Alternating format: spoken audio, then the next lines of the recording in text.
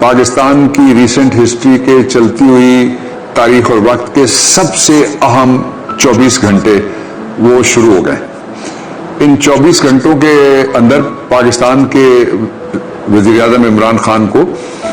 آپ کو یاد ہے کہ 3 ہفتے کے لیے بیل دی ہوئی ہے پشاور ہائی کورٹ کی, جو پروٹیکٹیو بیل ہے,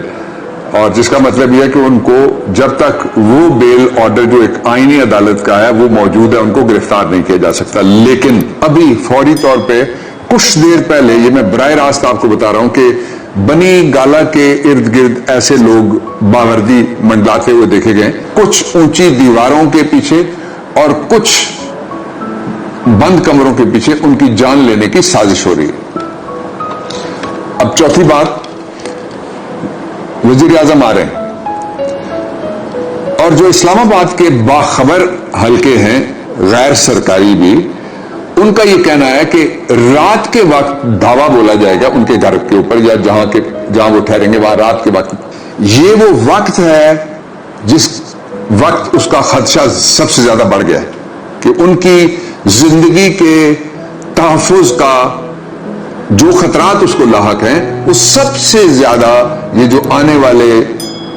24 سے 48 گھنٹے ہیں, یہ آپ ذہن میں رکھیے گا. کل کی رات آپ بالخصوص ذہن میں رکھیے گا, لیٹ نائٹ, اور پھر آپ بنی گالا کو ذہن میں رکھیے گا. میں پوری قوم سے مخاطب ہو کے کہہ رہا ہوں کہ کبھی کبھی لمحے ایسی خطا کرتی ہیں کہ جن کی سزا صدیاں بھگتتی ہیں. تو اس لیے جاگنا ہوگا سب کو, سب پاکستان میں قانون نافذ کرنے والوں کو بھی جاگنا ہوگا. کل رات کو ہو سکتا ہے کہ میں کسی کھڑکی کے سامنے جا کے مجھے کھڑا ہونا پڑے آپ کے وزیر اعظم کی